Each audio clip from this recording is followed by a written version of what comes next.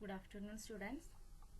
ഇന്ന് നമ്മൾ social control, സാമൂഹ്യ നിയന്ത്രണത്തെ കുറിച്ചാണ് പറയുന്നത്. അപ്പോൾ എന്താണ് സാമൂഹ്യ നിയന്ത്രണം, അതെങ്ങനെയൊക്കെ വരുന്നുണ്ട് എന്നുള്ളതൊന്ന് നോക്കാം. സാമൂഹ്യ നിയന്ത്രണം എന്ന് പറയുന്നത് നിയമലംഘനം നടത്തുന്ന അംഗങ്ങളെ ശരിയായ രീതിയിൽ തിരിച്ചു കൊണ്ടുവരുന്നതിന് സമൂഹം ഉപയോഗിക്കുന്ന നിർബന്ധ ബുദ്ധിയോട് കൂടിയിട്ടുള്ള നിയന്ത്രണ രീതികളാണ്. അതാണ് സാമൂഹ്യ നിയന്ത്രണം അഥവാ സോഷ്യൽ കൺട്രോൾ എന്ന് പറയുന്നത്. സമൂഹശാസ്ത്രത്തിൽ നമ്മൾ കൂടുതലായി ഉപയോഗിക്കുന്ന ഒരു കൺസെപ്റ്റാണ് ഈ സോഷ്യൽ കൺട്രോൾ എന്ന് പറയുന്നത്. Social control refers to various means used by a society to bring its unruly members back into line. ശരിയായ രീതിയിൽ നിയമലംഘനം നടത്തുന്ന അംഗങ്ങളെ ശരിയായ രീതിയിലേക്ക്, നല്ല നേർവഴിയിലേക്ക് തിരിച്ചു കൊണ്ടുവരുന്നതിനുള്ള നിയന്ത്രണ രീതികളെയാണ് സാമൂഹ്യ നിയന്ത്രണം അഥവാ സോഷ്യൽ കൺട്രോൾ എന്ന് പറയുന്നത്. അതാണ് സോഷ്യൽ കൺട്രോൾ. ഈ ഫംഗ്ഷണലിസ്റ്റുകളുടെ അഭിപ്രായത്തിൽ സാമൂഹ്യ നിയന്ത്രണം എന്ന് പറഞ്ഞിട്ടുണ്ടെങ്കിൽ വ്യക്തികളുടെയും ഗ്രൂപ്പുകളുടെയും പെരുമാറ്റങ്ങൾ ക്രമീകരിക്കാൻ ഉപയോഗിക്കുന്ന ശക്തി അഥവാ ബലമാണ്.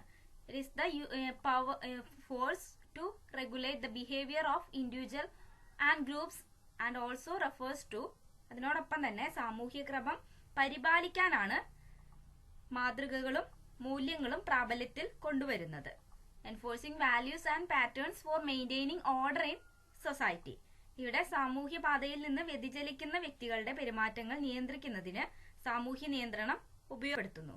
അത് വ്യക്തികൾക്കിടയിലെ പിരിമുറുക്കങ്ങളും സംഘർഷങ്ങളും കുറയ്ക്കുന്നു. അങ്ങനെ സാമൂഹ്യ നിയന്ത്രണം സമൂഹത്തിൽ ദൃഢത കൊണ്ടുവരുന്നു. It maintain stability in the society. സാമൂഹ്യ നിയന്ത്രണം, സോഷ്യൽ കൺട്രോൾ എന്നത് രണ്ട് രീതിയിൽ വരുന്നുണ്ട്. ഫോർമൽ സോഷ്യൽ കൺട്രോൾ, ഔപചാരിക സാമൂഹ്യ നിയന്ത്രണവും ഇൻഫോർമൽ സോഷ്യൽ കൺട്രോൾ, അനൗപചാരിക സാമൂഹ്യ നിയന്ത്രണവും. ഇതിലെ ഫോർമൽ സോഷ്യൽ കൺട്രോൾ എന്ന് പറഞ്ഞിട്ടുണ്ടെങ്കിൽ it means official, codified and systematic means of social control. ചിട്ടയോടുകൂടി ക്രോഡീകരിക്കപ്പെട്ട നിയന്ത്രണ രീതിയാണ് ഔപചാരിക സാമൂഹ്യ നിയന്ത്രണം എന്ന് പറയുന്നത്.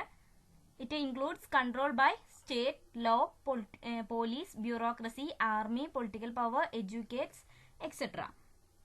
ഭരണകൂടവും നിയമങ്ങളും എല്ലാം ഔപചാരിക സാമൂഹ്യ നിയന്ത്രണം നടപ്പിലാക്കുന്ന ഏജൻസികളാണ്. ഇനി അനൗപചാരികം, informal social control. It is the personal, unofficial and uncodified means of social control. അനൗപചാരിക സാമൂഹ്യ നിയന്ത്രണത്തിലെ വ്യക്തിപരവും അനൌദ്യോഗികവുമായി ക്രോഡീകരിക്കപ്പെട്ടതുമായ രീതികളാണ് ഉപയോഗിക്കുന്നത്. ശരീരഭാഷ, അവജ്ഞ, വിമർശനം മുതലായവ സമൂഹത്തിലെ വ്യക്തികളോടും ഗ്രൂപ്പുകളോടുമുള്ള അനൗപചാരിക സാമൂഹ്യ നിയന്ത്രണങ്ങളായി പ്രവർത്തിക്കുന്നു. ഈ സാമൂഹ്യ നിയന്ത്രണം ചില സമയത്ത് ഗുണാത്മകവും ചില സമയത്ത് അത് നിഷേധാത്മകവുമാകുന്നുണ്ട്. വ്യക്തികൾ സമൂഹത്തിന്റെ പ്രതീക്ഷയ്ക്കനുസരിച്ച് പെരുമാറുമ്പോൾ അത് പ്രശംസിക്കപ്പെടുന്നു, അല്ലാത്ത പക്ഷം അവ ശിക്ഷിക്കപ്പെടുകയും ചെയ്യും.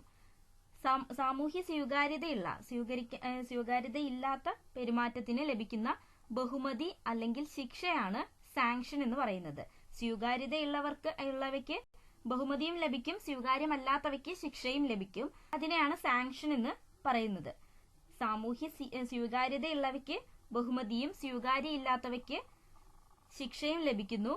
അതിനെയാണ് സാങ്ഷൻ എന്ന് പറയുന്നത്. സാധാരണ നിലയിലുള്ള സാമൂഹ്യ പെരുമാറ്റങ്ങളിൽ നിന്ന് ഒരു വ്യക്തി വ്യതിചലിക്കുമ്പോൾ അതിനെ വ്യതിയാനം അഥവാ ഡീവിയൻസ് എന്നാണ് അറിയപ്പെടുന്നത്. ഡീവിയൻസ് സമൂഹത്തിലും ഗ്രൂപ്പുകളിലും എല്ലാം വ്യത്യസ്തമായിരിക്കും.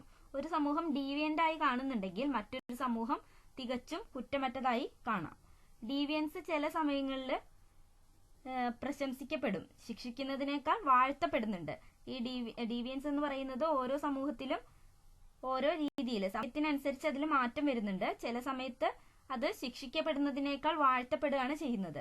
ഒരു ഉദാഹരണം പറയുകയാണെങ്കിൽ, ഒരു വനിത, ഒരു സ്ത്രീ ഇപ്പോൾ ഒരു ബഹിരാകാശ സഞ്ചാരിയോ അല്ലെങ്കിൽ ഒരു വിമാനത്തിലെ പൈലറ്റൊക്കെ ആവുന്ന സമയത്ത് അവളുടെ നേട്ടങ്ങൾ പുകഴ്ത്തപ്പെടുകയാണ് ചെയ്യുന്നത്. അതിനെ ശിക്ഷിക്കുന്നതിനേക്കാൾ ഉപരി അത് പുകഴ്ത്തപ്പെടുകയാണ് ചെയ്യുന്നത്. അപ്പോൾ സമയത്തിനനുസരിച്ച് ഡീവിയൻസിൽ മാറ്റങ്ങൾ വരുന്നുണ്ട്.